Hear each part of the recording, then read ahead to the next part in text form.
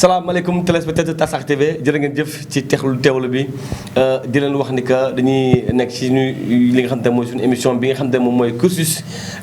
xam ngeen ni que ni bépp acteur bi yëngu ci wàllu li nga xam te mooy développement politique ak li nga xamante ne ñoom seen daañu ànd ak ñoom waxtaan ak ñoom li nga xam te ne moom mooy seen mbëbët ak li nga xam te mooy seen ambition ci bii la émission te ñu am mbégte ak bànneex di dalal ki nga xam te ne mooy Moustapha Dieng Moustapha Dieng ñu ngi lay nuyu. Baba Tempo maa ngi la fay di la nuyu di nuyu aussi téléspectateur Tasar TV di koy seetaan ci réseaux sociaux yëpp biir Sénégal yëpp àdduna wërngal këpp. alors ci tënk bu ñu bëggee xam kan mooy Moustapha Dieng fan la jaar ci cursusum scolaire. voilà donc ni nga ko waxee man maa ngi tudd Moustapha Dieng juddoo dëkk bi ñuy wax Bamba Thialène ndax nekk ci arrondissement de Bamba nekk département de Koumpentoum région de Tambacounda. donc dëkk boobu laa juddoo tàmbale fa jàng fa ba CM2 te xam nga jamono yi CM2 la woon mais ñu ngi amee suñu entrée en sixième fi ñuy wax Koumpentoum te mu nekk les chefs-lieux de département bi ñu ko fa amee 1996 ñu dem dëkk bu ñuy wax Foundiougne mais ñu ngi dëkkoon Mbam Loog mooy dëkk mbër bu mag bu ñuy wax Mam Diamane donc Foundiougne laa defee sixième ba terminal foofu tam wax dëgg yàlla année bi may def terminal yàlla dimbale ma jàll benn concours professionnel dem Dakar def 4 ans 5 ans école nationale développement sanitaire et social donc génnee fa comme assistant social donc promotion 2007 laa génne école boobu yàlla def aussi ma commencé tàmbali liggéey ci organisation yi mais amaat naa beneen lijaasa bi nga xam maa ngi ko amee ci benn institution bu doon lëkkaloo ak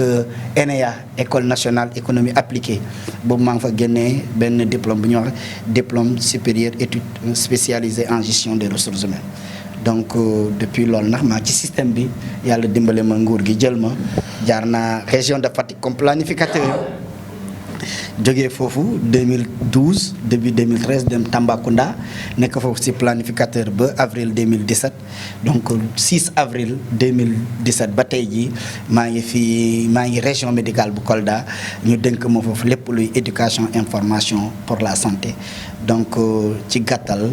yàlla dimbale ma lijaasa yi ñu waroon a am ci école primaire am naa ko ñu waroon a am niveau bac aussi am naa sama bac am naa sama diplôme d'état assistant social ak sama DSS en gestion des ressources humaines. alors nga nekk ndaw nekk ci sa yoon bi nga xamante ne moom mooy yoonu li nga xam ne mooy politique nga nekk un socialiste bi nga xamante ni yaa ngi yëngu ci politique alors tey ñu gis que ne parti socialiste def na ñaar ci ban kaa nga far. waaw man ni nga ko waxee yàlla dafa def ñu bokk nekk ay doomu parti socialiste mais ñun bi ñu dugg parti socialiste mais dafa fekk parti bi ñàkk nguur gi l'an 2000 mu dem ba ay jamono réeroo am ci biir parti bi tey ñun suñu leader mooy Khalifa Ababacar Sall mi nga xam ne nii porté woon nañ ko mairie Dakar en 2009 mu def fa liggéey bu mucc ayib 2014 nguur gi même ak waa parti socialiste xeex ko yàlla dimbale ko ak Dakar waaye mu faluwaat deuxième mandat mais deuxième mandat boobu gis ngeen ndogalu yàlla dugg ci ba xat yooyu ndogalu yàlla boobu ñu yóbbu ko ci prison yàlla def tey mu génn donc tey ñun ki ñuy suñu référence suñu leader politique mooy Khalifa Ababacar Sall ancien maire de Dakar ancien député bi nga xam ne ni aussi ñëpp xam nañ jaar-jaaram dugg ci parti social à l'âge de 11-14 ans nekk député à l'âge de 23 ans en 1983 nekk féministe donc am jaar-jaaru politique donc tey kooku mooy suñu référence mooy suñu leader ci politique au niveau national ñu bokk nag ci benn mouvement tey bu ñuy wax mouvement taxawu Sénégal.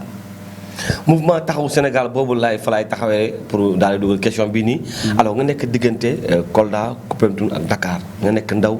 bëri loolu ambition alors lan moo waral ñetti li nga xam ne mooy aller retour pour mën a def synchronisation boobu nga xam ne benn du la ci raw par rapport ak sa activité. voilà peut-être damay dellusiwaat tuuti ci ginnaaw di wax ni parti socialiste effectivement am naa ci ay ndombo tànk. déjà depuis 2009 Benno Siggil Sénégal xeex nañ biir commune Koumpentoum. nekkoon ci coalition Benno ak Tanor en 2012 xeex aussi 2014 ci local yi xeexaat ci référendum 2016 législative 2017 ak présidentielle 2019 boobu ak parti bi xaajoon na donc en 2014 bi ñu def renouvellement man la ñu porté woon à la tête des jeunesses socialistes du département de Koumpentoum booba Barthélémy Diaz aussi moo nekkoon suñu au niveau national donc wax dëgg yàlla loolu am na njeexital ci ñun yàlla dimbali ñu aussi ci biir parti socialiste ñu côtoyer ay kilifa bari nañu mais ki may retenir mooy Bathierno ancien syndicaliste ancien ministre de la santé bind livre boobu nga xam képp ko jaar école primaire jàng na ko mooy Lat Dior sur le chemin de l'honneur donc tey kooku aussi bokk na ci ñi ma formé parti socialiste léegi nag pour dellu sa question dañu nekk ay ndaw dëkk ci gox xam ne ni tey keneen du ñëw liggéey suñu gox bu dul ñun ñu ngi nekk Kolda di liggéey mais aussi wolof Njaay mooy wax lu picc nekk ci xool ci kaw xel maa ngi ci bant bi muy tag donc amuñu dara bu dul Koumpentoum moo tax tey ñu engagé wu politiquement mun a indi suñ contribution pour changer xar-xanamu Koumpentoum parce que fa la ñu juddoo màggee fa même su dee am na benn parenthèse boo xam ne nii ci suñ njàng defee nañ ko Foundiougne mais toujours ñu ngi garder lien ombilical boobu suñu diggante ak dëkk bi nga xam ne nii foofu la ñu soxee ko foofu muy suñ cosaan te xam naa dinañ ñëwaat ci Koumpentoum parce que Koumpentoum dëkk cosaan la soo déggee ñaani bañ na Koumpentoum moo tax donc jamono yooyu def naa fi benn émission ci benn plateau de télé di fàttali histoire Koumpentoum di fàttali histoire ñaani boobu nga xam ne tey Koumpentoum donc tey Koumpentoum moo ñu ko jaral ci suñu calendrier ci suñu emploi du temps wax dëgg yàlla ñuy ñafee li ñu war a def Kolda ñu def ko mais heure bu Koumpentoum wootee ñu oyu amul benn activité citoyenne bu Koumpentoum def te fekkeewuñu ko du marche problème ndox du marche pour lycée bépp action citoyenne boo xam ne intérêt global la général la buñ ko waxee suñu teewul physiquement suñu ndaw dina teew te la plupart teew nañ bi ci mujjee mooy le 31 mai ñun ñëpp gis nañ njiitu réew mi jaar na foofu mais yaakaar naa ke rek li mu doon bañ gis na ko fa laal na ko fa moom moo waxoon 31 décembre 2020 moom bëggul gis morceau yu rouge alors que ak Koumpentoum jeunesse bi le 31 mai won nañ ko laal na ko won nañ ko ne ni ah ñun de Koumpentoum dañuy bañ dañoo yàgg di bañ donc tey Koumpentoum moo ñu jaral lool am ñu fa nekk na di liggéey di jéem mais ñun yaakaar nañu suñu ñëwee li fa nekk war nañ ko mën a changer parce que Koumpentoum des na ginnaaw soo classé tey 46 départements du Sénégal yi am département bi mujjee juddu sax muy Kër Massar raw na Koumpentoum te juddoogul donc su liir demee ba raw ak mag donc ça veut dire que am na lu des te lu des loolu ñun am nañu yéene am nañ pas-pas ànd ko ak équipe compétente pour mun a suqali Koumpentoum defaraat Koumpentoum ma nga xam ne ni Koumpentoum dina oyu turam parce que dans l'histoire du Sénégal kenn mënul wax histoire Sénégal te waxuloo Koumpentoum te cosaan lu am solo la ci nit. alors ñu gis que ni fi nga xamante ni fi ñu toll instant bi nii mooy étudier liste yi nga xamante ni moom mooy bindu bi. ñu gis également fi nga xamante ni yéen ñi nga xamante ni yéen da ngeen a aspirer pour le changement mais aussi di créer un nouveau électorat fan ngeen toll ci li nga xamante ne mooy militants yi ak naka la gaa di bindoo ci liste yooyu. voilà donc dañuy wax lenn bindu bi commencé nañ ko mais dafa am lu ñuy ñaawlu 1992 ba tey gulet ñu def commission administrative de révision des listes électorales ñu takkale carte d'identité ak carte électeur 1992 bi ñuy préparer élection présidentielle 5 milliards lañ joxoon nguuru Sénégal pour ñu préparer ko képp ko bindoon am nga sa carte ñu jógee 92 préparer élection locale 96 ñu jógee 96 préparer élection législative yu 98 ñu jógee foofu préparer élection présidentielle bu 2000 donc chaque fois 1 an avant lañ koy def bi ñu jógee 2000 aussi ñu préparer élection yi nga xam ne moo amoon référendum 2001 pour changer constitution bi la même aussi ñu préparer les élections locales de 2002 donc yooyu yëpp ay révision liste électorale yu fi jaar yoo xam ne ni nguur gi dañ ko doon jox moyen mu def ay campagne de sensibilisation di ñaax ndaw ñi ñu bindu ji mais bii bi ñu commencé ba tey gisoo ko amul benn télé booy ubbee tey ñu ne la ndaw ñi lii ak lii ngeen war a def pour am seen carte te xam ne nii Sénégal dañoo jël option suñu voté dimanche ñëpp liggéey lundi jëluñu option jël ngànnaay suñu ngànnaay mooy suñu carte électeur donc même refonte fichier bu 2006 bi nga xam ne dañoo changé woon carte yëpp ci ñuy waxee déjà amoon na carte Bassang yi mooy carte Abdou Diouf ñu koy tuddee après carte Abdoulaye Wade ba refonte 2017 encore c'était sooy wut carte d'identité da ngay am carte électeur mais malheureusement gis nañ 2019 ak 2021 bi nguuru Sénégal jëlul ay jéego ngir permettre ndawu Sénégal ñu accomplir seen droit de vote alors que droit de vote dañ ko inscrire ci constitution du Sénégal nit ku nekk am nga droit voter ndax di nga voté ci mbala doo voté mais du nguur gi mooy wax da nga war a voté ci forcé mais comme que jox nañu loolu dañu war a yombal ndaw yi ñu mën a bind man département bi ma dëkk Koumpentoum c'est 10 communes 75 000 kilomètres carrés benn goudron moo ko traversé sooy dem tey Kouthia Gaydi ngay dem Payar nga dem Kayen nga dem Malem Niani nga dem peut-être Malem Niani mu ngi ci yoon bi Bamba Thialène Méréto yooyu yëpp tey amuñu yoon dafa am problème accessibilité am problème d'électricité nga bëgg a yóbbu fa benn nit boo xam ne am nga un potentiel au minimum entre 6 000 et 10 000 jeunes yoo war a bindu nga jox leen benn machine maintenant nag ñu ngi wax ci télé dañuy rafetlu li nga xam tey préfet de département def na ko te Sénégal yëpp ci moom la ñu sukkandiku parce que moom bi machine bi ñëwee dafa def benn calendrier ne commune bu nekk dañuy recevoir machine bi pour enrôler les premiers inscrits pour 2 jours mais xam nañ ni doyul moom li mu mën a def na ko def góorgóorlu na ba ñu yokk délai bi du 29 au 21 lay nekk alors que la 14 la waroon a yem donc ñoom li préfet de département bi def ñu ngi koy rafetlu mais ñu ngi ñaawlu li ministère de l'intérieur chargé des élections de parce que lii guléet ay ndaw yore seen âge vote duñu voté yi am na lenn aussi lu ñu war a fàttali parce que dafa am lu ñuy wax la révision ordinaire des listes chaque année à partir du mois de février ba mois de juillet képp ku am 18 ans da nga war a dem bindu ji am sa carte d'identité am sa carte électeur donc ça veut dire bi ñu jógee 2019 ba léegi kenn bindul wala ku fi bindu carte d'identité rek nga am amoonoo carte électeur te audit fichier bi mujj wane na 1 million de primo inscrits yoo xam ne ni jotuñ seen carte d'identité am na yeneen 1 million yu waroon a binduwuñu donc tey vraiment loolu dañ koy ñaawlu Koumpentoum nag wax dëgg yàlla préfet bi woote woon na parti yëpp ñëw nañ def nañ caravane de sensibilisation mais doyul machine bi maximum 125 personnes par jour nga bëgg a def dans une commune qui a 12 000 habitants. loolu doo bind dara mënuloo bind lu mat 500 personnes donc yooyu yëpp ay jafe-jafe yi nga xam ne rencontré nañ ko te loolu nag aussi opposition bi dañuy ñaawlu seen taxawaay. mais dañuy ñaawlu aussi taxawaay askanu Sénégal parce que le droit de vote dañu inscrire ci constitution tey population ñoo waroon a wàcc exiger ni ko président Abdou Diouf defoon en 92 ni ko président Abdoulaye Wade defoon en 2006 képp ku nekk Sénégalais am 18 ans war nga am sa carte d'identité am sa carte électeur ba pare aussi leneen lu ñu ñaaw ci carte Sénégal la ñu ngi doon a gis carte yu amul ndey amul turu ndey amul turu baay tey soo bëggoon casier judiciaire da ngay obligé jël sa bic bind sa turu papa mbala sa turu yaay mbala ñu ne la indil extrait mbala ñu ne la indil carte d'identité Abdoulaye Wade soo demee ba réew ñuy identifier carte d'identité ak président de la République c'est grave parce que dañ ne identification nationale waruñu wax yi carte Abdou Diouf la yi carte Abdoulaye Wade yi carte Macky Sall donc dans quel pays la ñu nekk tey. dara waar alors ndaw nga sóobu ci politique lan moo war a tey nga sóobu ci li nga xam ne mooy politique sa biir gox mooy Koumpentoum. li tax ma sóobu politique bëgg changer bokk ci ñuy changer Koumpentoum parce que tubaab bi mooy wax chaque nouvelle génération en démocratie chaque nouvelle génération est un nouveau peuple parce que tey suñu deful li ëllëg dinañ wax yéen bi ngeen nekkee ndaw lan ngeen fi defoon Koumpentoum yaakaar nañ tey Sénégal wàccoo nañu ak ñun Koumpentoum wàccoo na ak ñun suñu papa yi suñu yaay fay nañ ay impôts ñu jàng ba am fu ñu xam-xam ba ñu am tey dañu war a ñëw delloo njukkal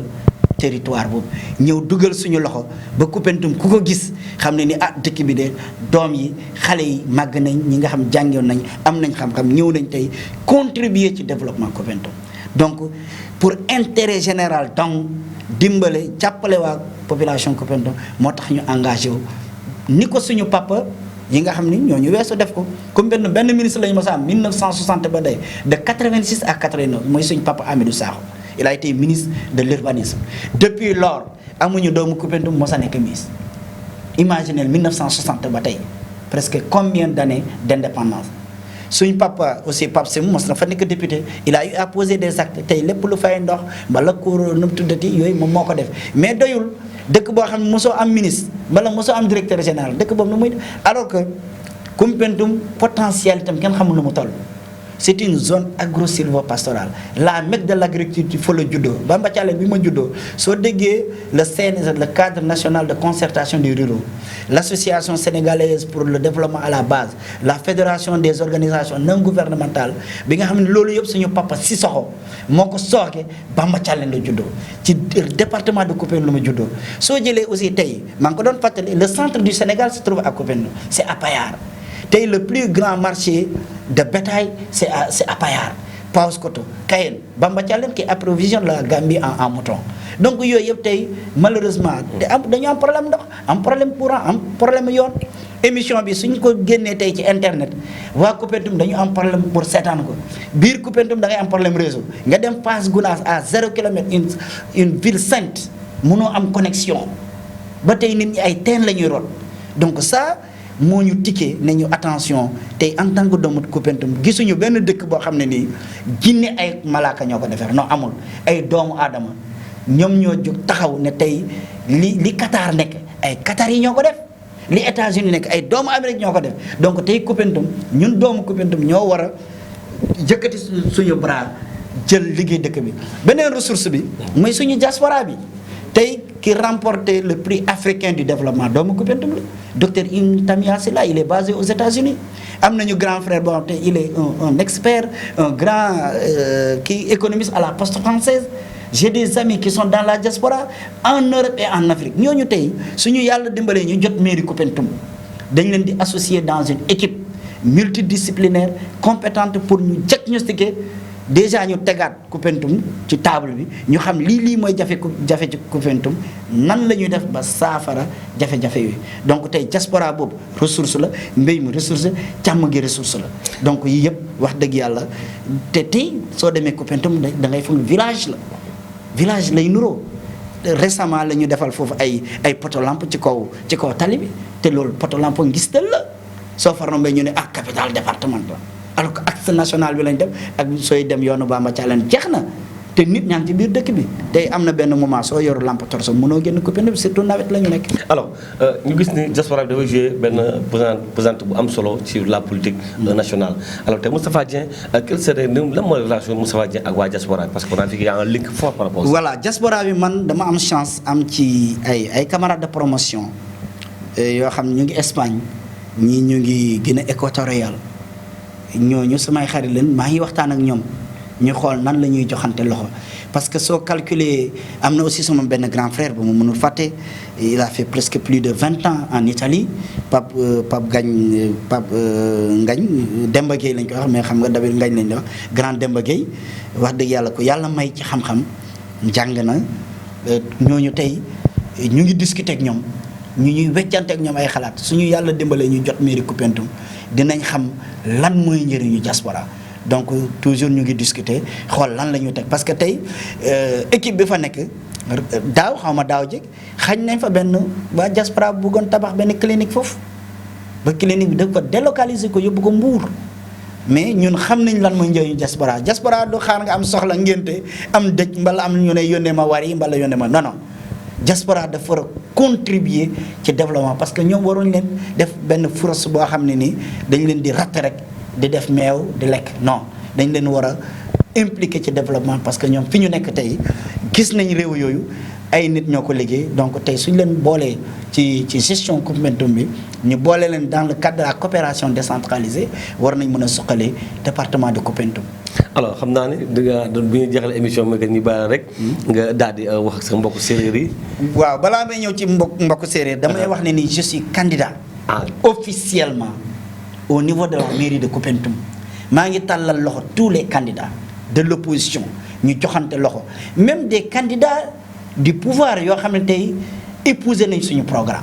pour ñu mën a changer Koumpentoum léegi nag ni nga ko waxee parce que nit ki aussi dañuy wax bul fàtte fi nga fakkastalo nga xool fi nga daanu. wax naa jógee naa Bamba am entrée en signe Koumpentoum mais tey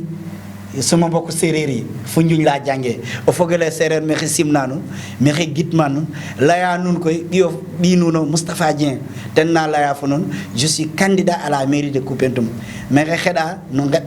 ngeɗanam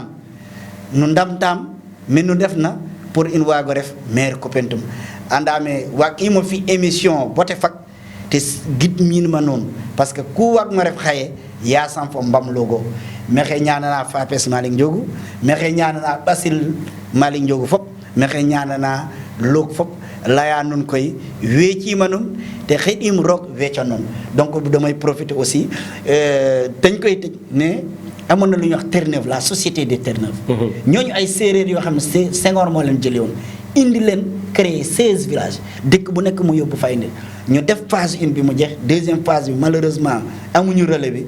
te beneen aussi ay cadre la ñu am Koupentoum dafa fees del ay cadre man bokk naa ci ñi nga xam ñoo fa gën a tuuti niveau donc tey suñu amee ñu am benn leadership bi war nañ mën a am ministre am ay directeur général am ay PCA pour ñu mën a suqali suñ gox bi ñun tam ni ko ñeneen di defee seen gox parce que amuñ fenn bu dul suñ dëkk di la sant di la gërëm Baba Tempo sama xarit di sant di gërëm suñu technicien bi aussi di rafetlu partenariat bi diggante TAS Art li ngeen di def nii di wane ay ndaw yoo xam ne am nañ ay ambition parce que lii yéen itam dañ leen war a encourager toog ba ñu ne lii tey mooy immeuble TAS Art di leen ci ñaanal aussi ngeen ay réussite jàmm. jërëjëf Moustapha Dieng bi nga xamante ne moom mooy ndaw mi nga xam. je suis candidat à la mairie de Koumpentoum au nom de Taxawu Sénégal. Baba Tempo. parce que xel day fattu parce que aussi sooy liggéey da ngay liggéey ak nit. munoo ñëw ba ci plateau yi mel nii santoo leen gërëm la. déjà damay sant di gërëm samay waajur déjà sama papa wàcc na liggéey yàggul dara di ko ñaanal yàlla na ko yàlla xare àjjana sama yaay bi fi des di ko ñaanal gudd fan ak wér di ko ñaanal bépp waajur bu di sant di gërëm aussi sama soxna Adja Ramatoulaye Ciss donc dañuy wax à côté de chaque grand homme y a une grande dame gis naa jàppale bi may jàppale mais surtout tey sama famille politique Omar Diallo ñu ko ngeen ko xamee Omar Sonatel di maître Lamarana Camara sama yeneen collaborateur tey yoo xam ne tey ñu ngi joxante loxo c'était des candidats surtout grand Dieu mu nekk France ak ñeneen ñoo xam ne peut-être mënu ma leen tudd mais junju doy na borom xel ak mag ñi ak jigéen ñi ñoom Awa Teli ñoom Camara donc ku lim jum mais képp koo xam ne tey collaborateur proche nga ak ñi kilifa diine yi ak kilifa aada yi dëkk ko mel parce que amul koo xam ne tey solo ma sama dàll dem seeti la nemmeeku la taggu la donc ñooñu ñu fi nekk tey di leen ñaanal yal na yàlla nangu seen ñaan mais aussi yàlla bàyyi leen fi ba ñu ne ëllëg Moustapha Dieng maire de Koumpentoum. maire de Koumpentoum mu ngoog alors bi ñuy tàmbali émission bi waxoon nañu ko ñu ngi dalal Moustapha Dieng li ñu bëggoon a génne ci émission bi rek maanaam cursus bi fallait que ñu génnee jaar-jaar bi alors li ñu ci génnee ci émission bi mooy que ni Moustapha Dieng mu ne na candidat la ci maire bu Koumpentoum jàpp leen loolu mu nekkoon seen émission cursus bi nga xamante ni dañuy wane leen ndaw ñi nga xamante ni ñu ngi am yoon di ñëw war leen en tout cas fësal xàmmee leen ràññee leen kon jërë ngeen jëf boobee benn numéro